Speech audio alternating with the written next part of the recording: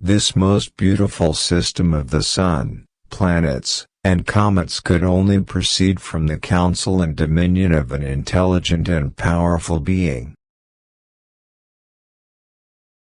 If I have seen further than others, it is by standing on the shoulders of giants.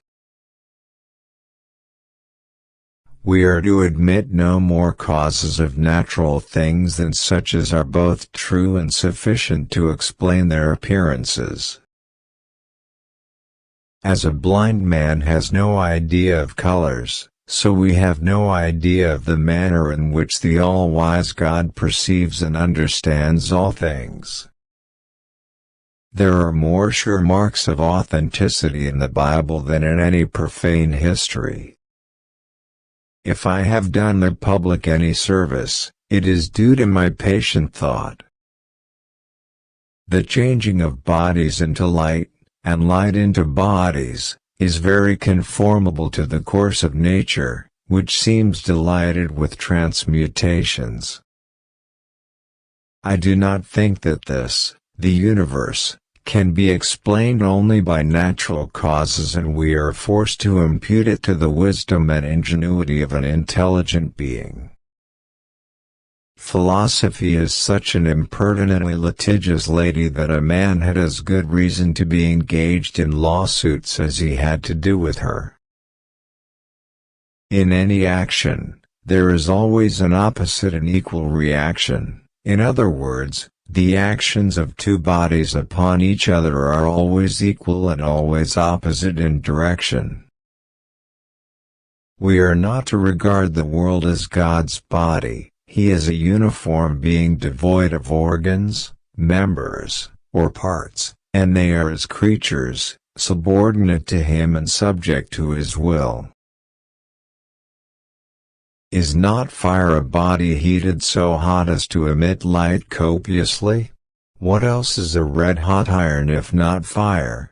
What is a burning coal if not red-hot wood? I have been much amused at the singular phenomena resulting from the bringing of a needle into contact with a piece of amber or resin fricated on silk cloth.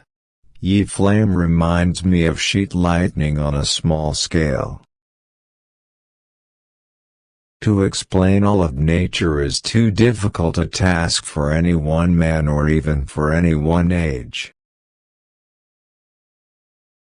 You sometimes speak of gravitation as essential and inherent to matter. Please do not ascribe that notion to me, for the cause of gravity is what I do not pretend to know, and therefore it would take more time to consider. I see I have made myself a slave to philosophy. Impressed force is the action exerted on a body to change its state either of resting or of uniformly straightforward. The synthesis entails assuming the discovered and established causes as principles, explaining the phenomena that follow from them, and proving the explanations. To derive 2 or 3 general principles of motion from phenomena, and afterwards to tell us how the properties and actions of all corporeal things follow from those manifest principles, would be a very great step in philosophy.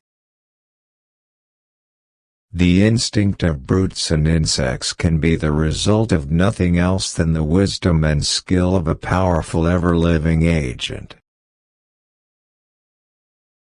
Therefore, to the same natural effects we must, as far as possible, assign the same causes. Therefore, the causes assigned to natural effects of the same kind must be, so far as possible, the same. Against filling the heavens with fluid mediums, unless they be exceeding rare, a great objection arises from the regular and very lasting motions of the planets and comets in all manner of courses through the heavens. My goal in this book is not to explain light's properties through hypotheses, but to propose and prove them through logic and experimentation. In order to do so, I'll start with the following definitions and axioms.